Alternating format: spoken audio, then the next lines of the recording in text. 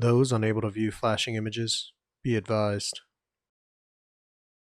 Item number SCP-021.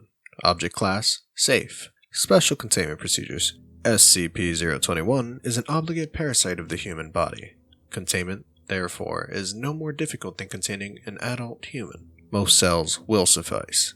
Item is currently housed in Detention Cell 217-A on Subject D-139. Only Class D personnel are eligible for hosting SCP-021. As long as a given subject survives as a host for SCP-021, he is exempt from normal monthly terminations of Class D personnel. Description: SCP-021 takes the form of a large and elaborate tattoo of a serpentine dragon in the Oriental style, covering approximately 0.8 square meters of skin. This tattoo is fully animate within the confines of its host's skin, and behaves largely as a normal animal would, albeit in only 2 dimensions. The tattoo's movement causes constant pain to its host, comparable and similar in character to simultaneous tattooing and tattoo removal on a large scale. The organism tends to spend most of its time on and near the torso. SCP-021 displays no intelligence beyond a basic pattern of feeding and locomotion, although actually measuring the intelligence of a 2-dimensional life form has proven impossible thus far. SCP-021 appears to feed exclusively on pigments in the host's skin. This can include melanin, in which case the subject appears to be suffering from vitiligo. However, the organism shows a marked preference for other tattoos and will seek out and devour these before resorting to natural pigments. It should be noted that the feeding process itself, beyond the sensation of movement, is painless.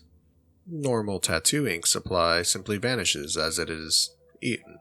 The organism maintains a constant size and no excretions have been observed. The organism is capable of clearing over 0.6 square meters of skin per hour. One may feed SCP-021 by quickly tattooing fruits or small animals on the host.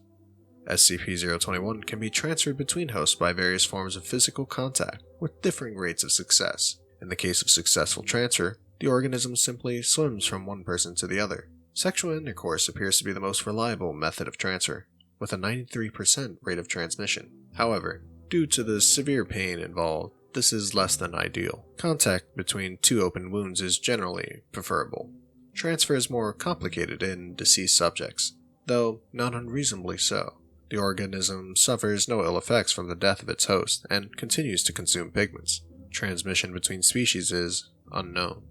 Previous tests suggest it to be either impossible or exceedingly rare.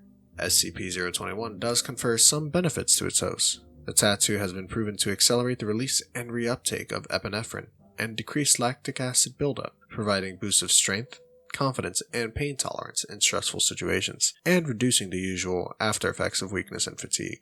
In addition, the tattoo seems to have some beneficial effect on the host's immune system. Aggression profiles in hosts are generally higher than average, though whether this is a direct effect of the tattoo or simply a reaction to the constant pain remains to be seen. The symbiotic relationship is usually limited by how long the host can tolerate such pain in everyday life.